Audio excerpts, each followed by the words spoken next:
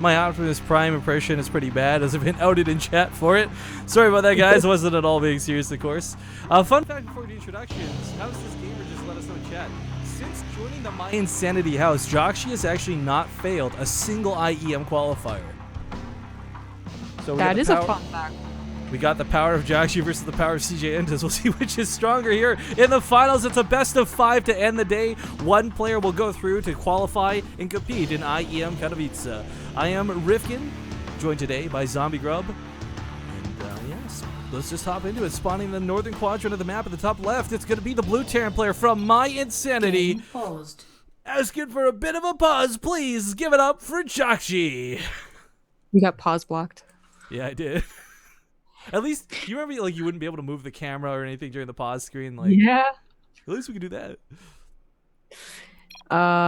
Okay. And game resumed. In the bottom right, as the red Zerg player, it is CJNTS HYDRA. Now, there's a bit of irony with his name here. JJAKJI is a somewhat infallible player. There's very few times in which he loses, and all joking aside about his win record, because we all know it's really good, the few times I've seen him lose, it's often to what is really strangely standard all-ins. To give examples of this, Bly beat him 3-1 in the Go for StarCraft Cup finals not too long ago with just Roach all-ins back-to-back. Tefl beat him with Roach HYDRA, just relentless attacks. And ironically enough, this guy's name is HYDRA. I don't know if he'll necessarily go for them, but JJAKJI is not, he's not invincible. He's definitely got his weak spots. We'll see if HYDRA can exploit them or not. As you pointed out, though, the CJNTS boys are pretty good at qualifying. Yeah, for some reason they're just all really good. Unfortunately, it doesn't actually go over to Pro League results, which I feel sad about saying, but it's true. But they do well in qualifiers. And I was gonna say, like, it's so fortunate that Hydralisk are still in this game. Imagine if Hydra's name was Lurker. Imagine if Hydralisk cost 25 gas. Imagine that. Who would think of that? That is just dumb, Rifkin. It would take a severe balance to the game to... Of course, for those who don't know what we're talking about here, it's not an inside joke. It's a proposed balance change that has been reverted, I believe, since the original suggestion. But they're now talking about perhaps making them 1 supply instead of 2, which is just as bad in my opinion. They are? I don't think it's going live to the public test round, but it was debated a little while ago, so I hope that doesn't happen. I really hope that doesn't happen. Oh my god, I don't even know what they're thinking. Like, let's not talk about that anyways. But for now, of course, this was a recent patch not too long ago. There's not a lot different that changed for TVZ, but one very dynamic difference is the fact that Ghosts, they no longer require the Mobius Reactor for EMPs, and you don't see Ghosts in TVZ very often.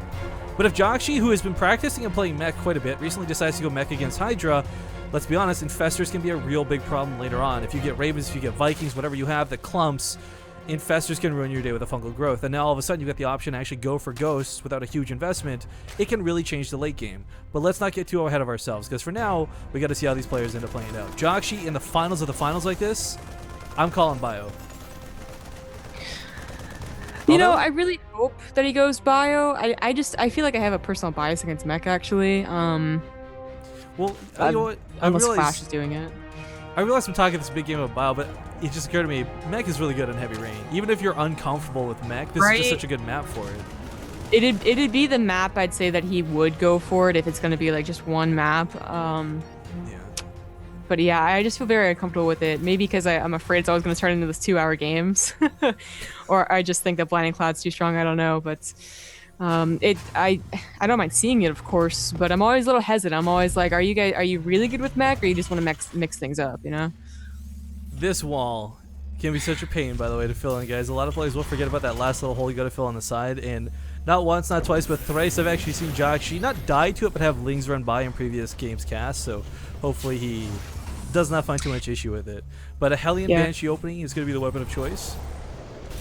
I like this. A lot of the times we see a command center actually block off that front because it is such a wide wall off. But of course, he's not going to get that very, very early third command center. And as you said, going for those Banshees.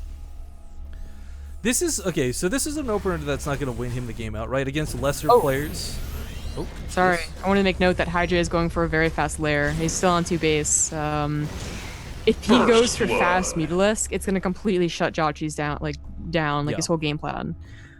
when it's not so common to go 2-base Muta, but if you're expecting this very common opener, which is what JJAKJI's executing, neither Banshees nor Hellions shoot up, and you get boxed into your base pretty easily, pretty early on, and you're not able to go full offensive. And he's really going to need to get that bio count up quick if that's what he's going to do. But of course, we don't know if he's going to go for bio or mech still.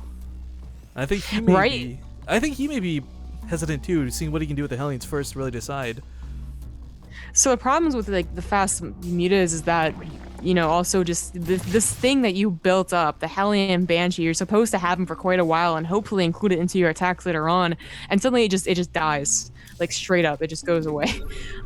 So okay, I was gonna say he saw the very late third, so he's like, I gotta scan, sees the early Spire. Now he knows, you know, maybe I shouldn't get that second Banshee. Maybe I if I'm going to go for mech, I should really be careful about missile turret placement. And actually, he's going to start meleeing those Widow Mines.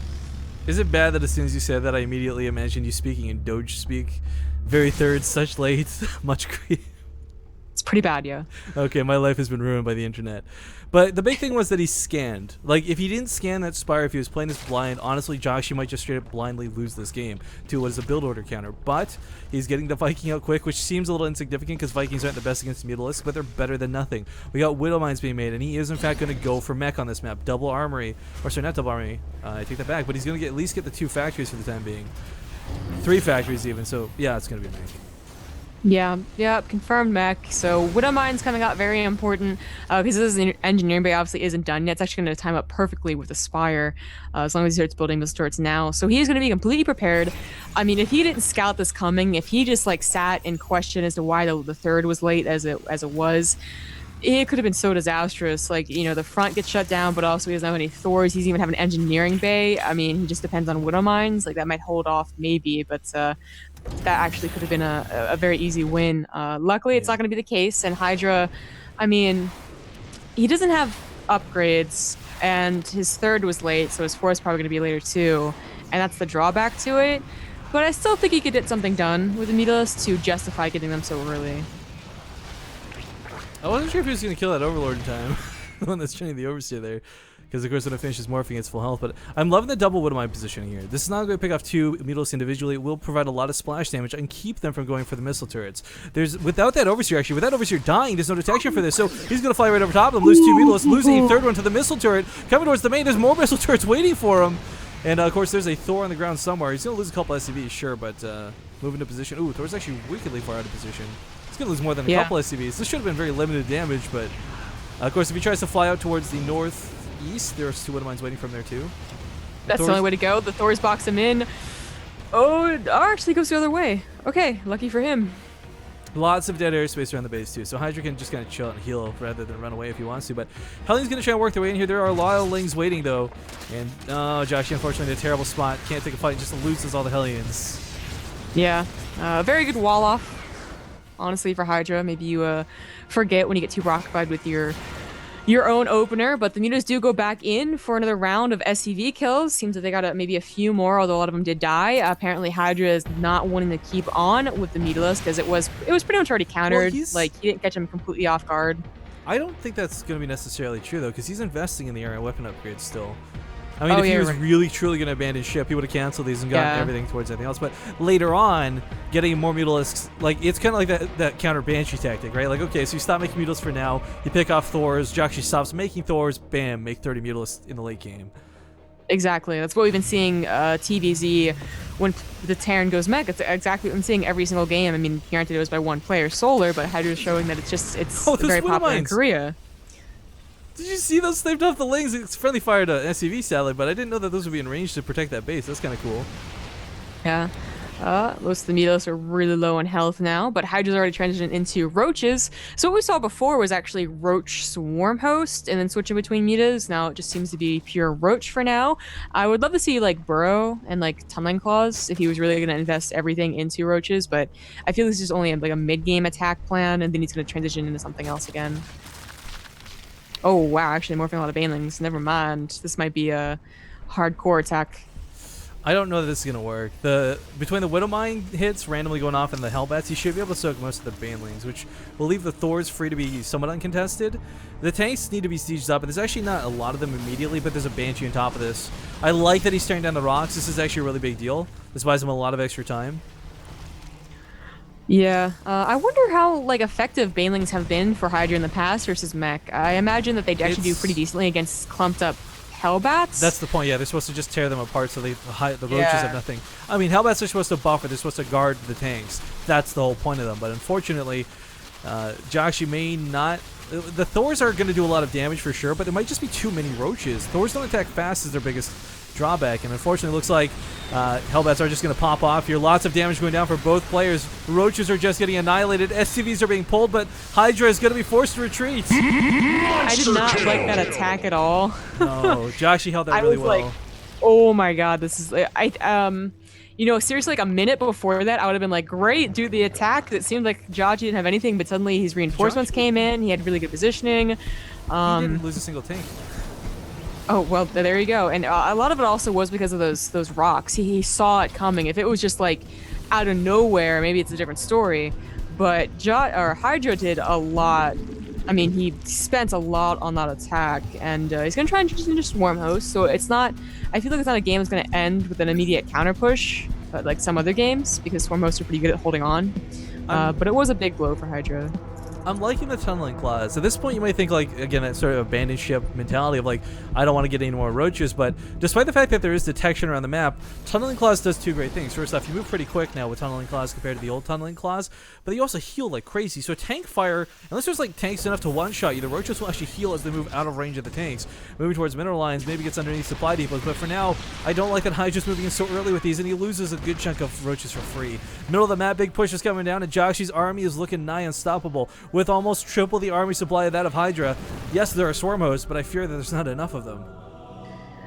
4 more about to pop out. He just lost a huge chunk of those roaches that could also buy time too. So yeah, maybe the counterattack will be enough to just kill HYDRA outright. The upgrades are about to finish for HYDRA. That could have been really, really helpful. Although I'm not sure if that's life-saving. Well, the small locust count is actually being dealt with the Blue Flame Hellbats combined with the siege tanks. Thor's on the front line. These roaches don't stand a chance in hell. They're going to run right by and just die. Third base is going to go down. HYDRA has taken a 4th and a 5th behind this, but I don't think that'll matter. He just doesn't have the forces to contend with this. Now, if the Thors are on the front line and go down to the Locust, that's a different story altogether because there's not a lot of anti-air here, and maybe a Mutalisk Remax will get him back in this game. But ooh, he's even going to drop Blue Flame Hellbats on top of the main while this is going on. A scan needs to come down to deal with the Locust, or the Swarm Host rather. He can't see them. Oh, there we go. I was like, what are you waiting for? Yeah, the Blue Flame's doing some good damage as well to that Queen. The Roaches are just getting obliterated, actually, and it's going to be a GG. So I feel like HYDRA maybe could have bought more time, but it is surprisingly short Roach distance in that little Grand Cannon like you talked about.